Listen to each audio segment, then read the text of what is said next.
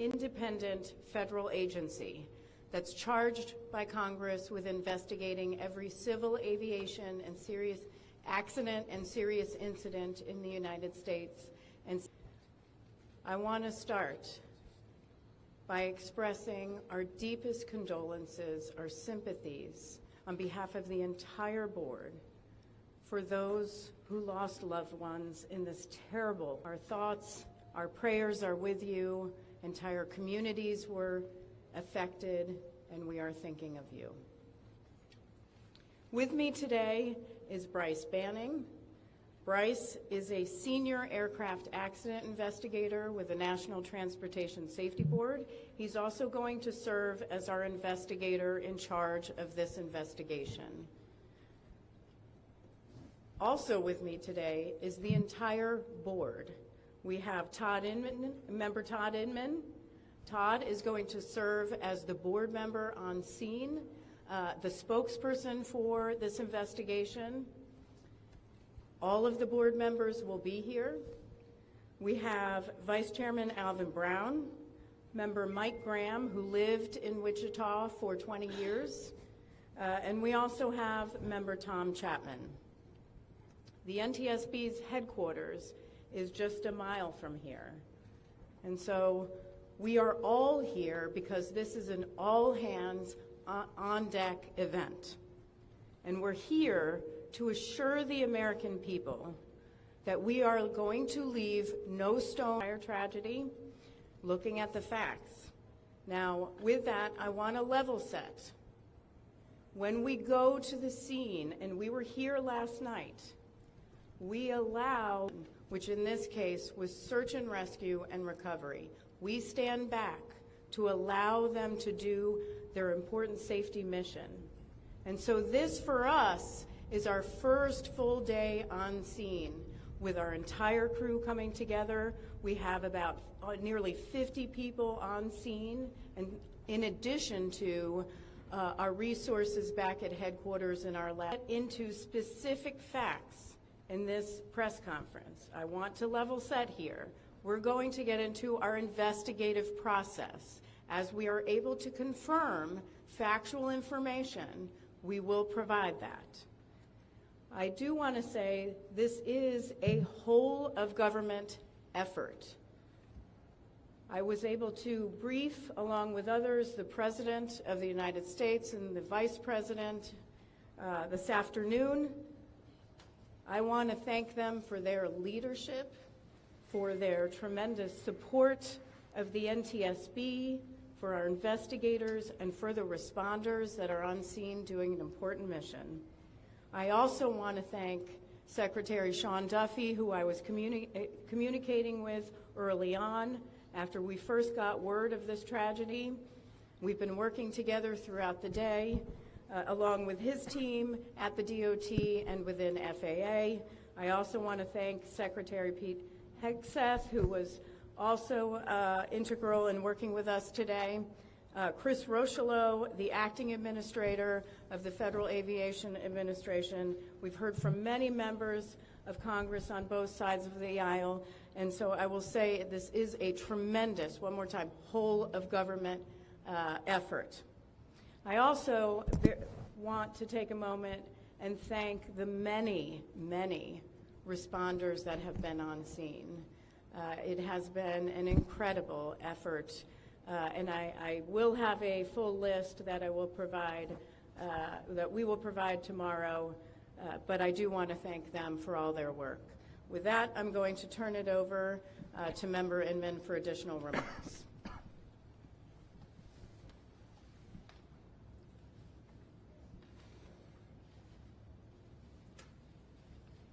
So today is our first full day on scene. Our investigative team is needed to bring us to a conclusion of why it happened and to recommend changes to prevent it from happening again. Since we're just beginning our investigation, we don't have a great deal of information to share right now. We will keep you informed by giving regular updates as we learn more. Our intention is to have a preliminary report within 30 days and investigation. Now, we will not be determining the probable cause of the accident while we are here on scene. We speculate about what may have caused this accident. Today, we will be going and having an organizational meeting and establishing our parties to our investigation. We currently have the following parties that are already identified: PSA Airlines, GE Aerospace, Sikorsky, FAA, NACTA, which represents the air traffic controllers, ALPA, which represents the pilots, Army, flight attendants. The Transportation Safety Board of Canada will be an accredited representative under Annex 13 of ICAO. They will be supplemented by MHIRG as a technical advisor. They were previously known as Bombardier. The NTSB offers this party status to those companies that have employees, activities, or equipment involved in the accident. We offer that because they will provide technical expertise and relevant information supporting the development of the best possible factual record. Once they join this investigation, they are not permitted to release documents or talk publicly about the investigation without the consent of the NTSB. So I want to stress this. It is only the NTSB that will provide information related to this investigation, with one exception. Regarding the fatalities that occurred, that notification will be handled by the DC medical examiner. We will not be discussing fatalities or names. That will be handled by them as the proper authority. So we want to talk a little bit about our process. We will analyze the facts and determine the probable cause of the accident, and then issue a report of those determinations. I also want to talk a little bit about some additional people that are here with us, and they're very important to us, and that is our family assistance group. Later today, we will be briefing the families. We normally try to do this before a media event, but in this case, they're still arriving. Our family accident. And let me just reiterate what an accident is. Very unusual in the United States. And our heartfelt sorrow goes out to everyone that's affected. It affects us, it affects everyone. There are a lot of people hurting today. We will help find out what happened. We will do it factually, and we will do it accurately. As part of this, we are going to be standing up some specific working groups.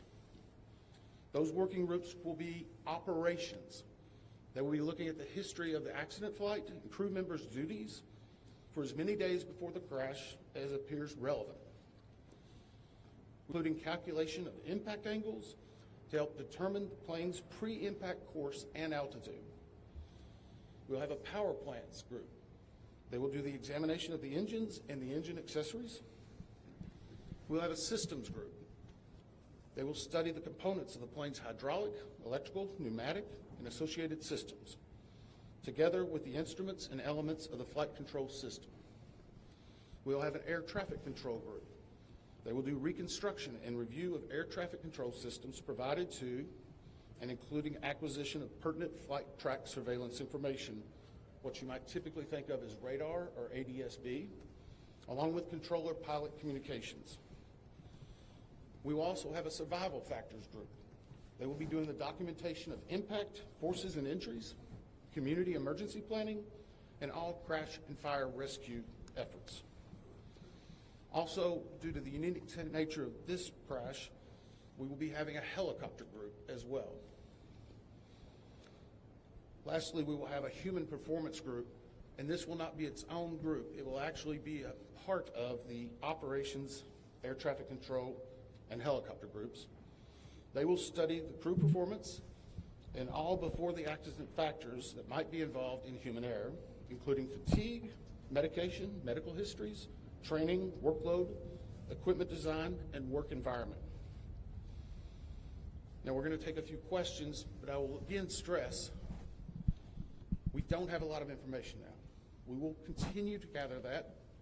We will try to release. I'm going to ask, we'll call on a few people. I'm going to ask that you state your name and affiliation. James Matthews from Sky News. So we heard from President Trump today talking about DEI hiring policies within the FAA and associating that with the cause of this accident. What do you say to that? Well, Chair, would you like to take that? As part of any investigation, we look at the human, the machine, and the environment. So we will look at all the humans that were involved in this accident.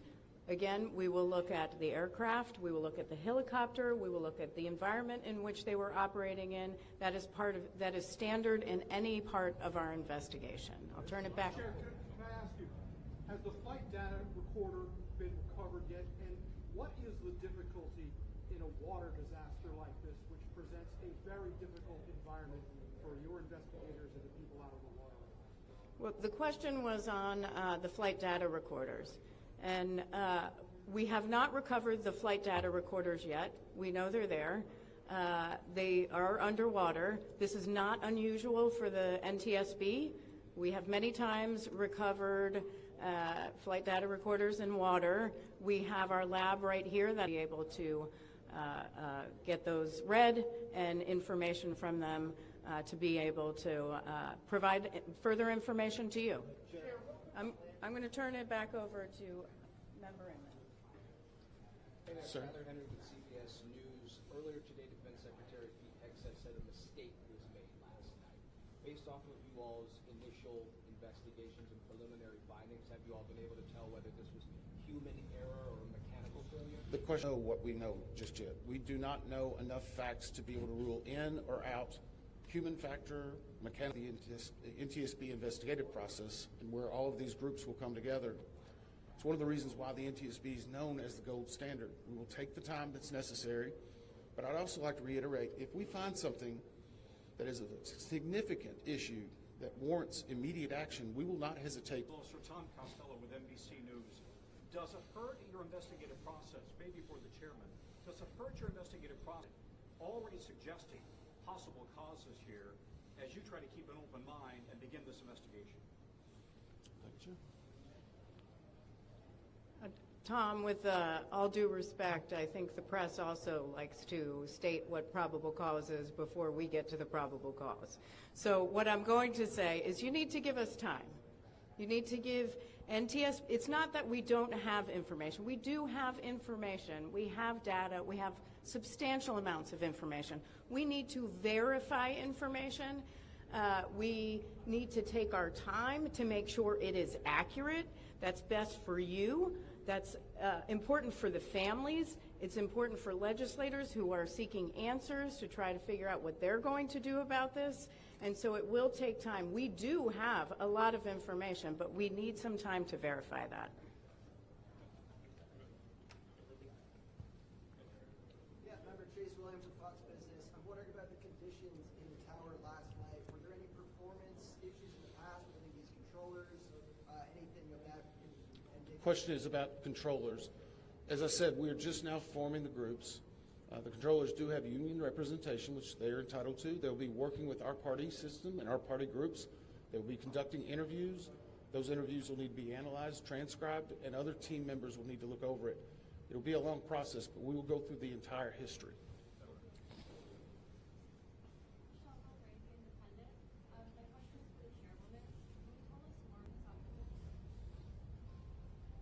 Sure. So the question was about my president and the vice president. As is standard, we offer briefings on our process and what we know, and this was a briefing with the president and vice president and with Secretary Duffy and Secretary Hegseth and also the acting administrator of the FAA. There was discussion on what we know so far and our process, and that was about it. Ma'am, Chairwoman, Stephanie Ross with ABC News. Similar to Tom Costello's question, the president has stated what made him pause the crash at this early stage. Yeah, so the NTSB, we conduct an important safety mission where we take a very careful approach. I'm sorry, the question was on speculating during investigations, which is we often hear about. What I will say is we look at facts on our investigation, and that will take some time. And at some point, we'll be able to provide that factual information, as Member Inman said, and provide that hopefully tomorrow. Hang on a second. Dave Shepardson from Reuters. Have you been able to retrieve the black boxes from the helicopter? Has the military decided whether they're going to read those to the NTSB? And what about the ATC tapes? Have you guys been able to? So the question was about black boxes, which are referred to as black boxes, which are typically orange. We have not recovered any of the boxes involved yet. We feel comfortable and confident that we will be able to. Right now, recovery of life is probably the most important in those that were involved. I mean, there are still ongoing recovery efforts involving the fatalities involved. We will make sure that that perishable evidence is maintained. We have a great, more than one black box, so to speak. It's our understanding that the Sikorsky helicopter is equipped with some form of recording devices, and those will be read either by the DoD or by us. We have a good starting relationship with them, and we've already made agreements in order to be able to do that. So I feel comfortable in what we're going to be doing. The other question was about air traffic control. We received a very large package of information from the FAA at about 3 a.m., I believe, this morning. That is still being reviewed and analyzed. I would say there's a lot more information that usually comes in that than what you may find online and people might speculate about. And that is part of that overall process where we take the time to get the information correct and to make sure all the parties are engaged and involved and can fact check that information. One. Gabe Cohen from CNN. Can you tell me if the NTSB has reviewed this FAA internal report that has been cited by the New York Times indicating that the controller that was on duty at the time of the crash was doing a job that's usually done by two people? We have not reviewed any specific reports about the controllers at this time, at least from the leadership team. Our investigators are continuing to pull all that information. Their personnel records, their files, where they were at, whether they were fatigued, all that information will be part of that investigative process. But right now we can't speculate on anything that may have been reported in the media until we get the opportunity to validate and understand how it impacts the investigation. We're going to take just a few more questions.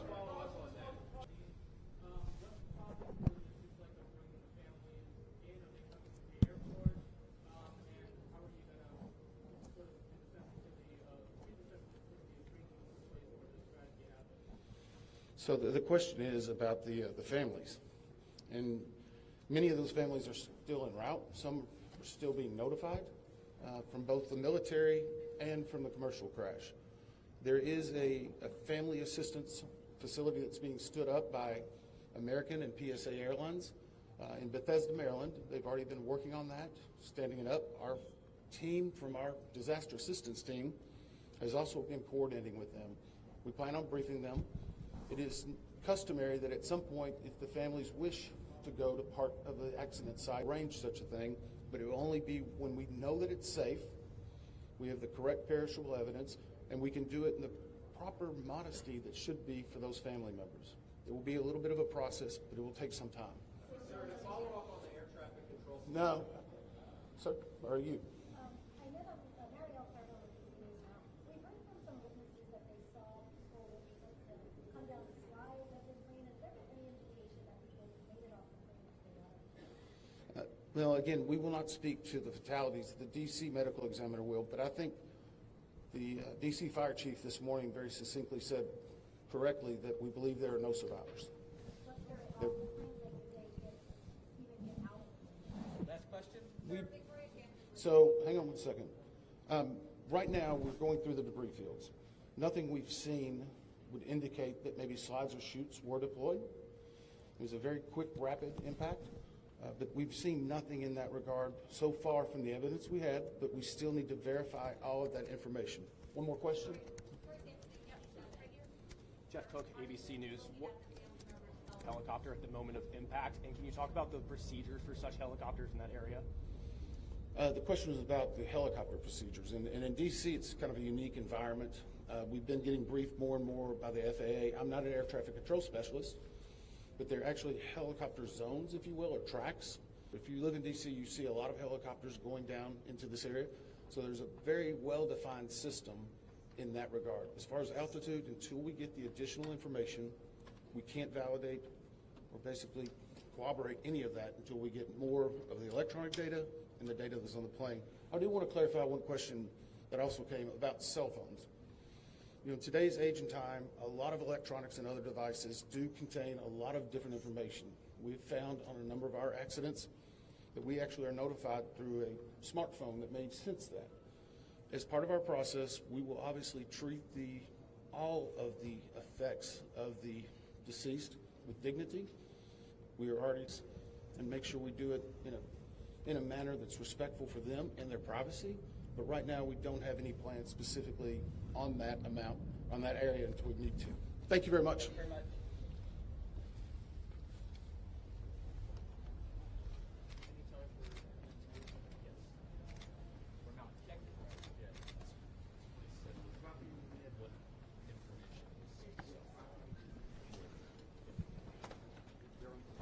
For further updates on media briefings and other developments, please follow on X or Twitter at NTSB_newsroom.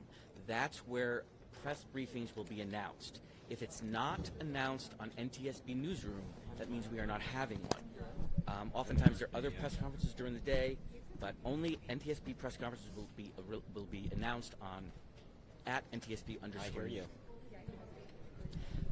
As far as we know, this will be the location for the briefings tomorrow, at least. Anything else today? Nothing today that we know of. If we do have information, we will either tweet it out on Newsroom as we speak, or we'll include it in tomorrow's briefing. Sure. It's NTSB board member Todd Inman. TODDIN is in Nancy, M is in Mary, AN. And it's NTSB board chairman Jennifer, regular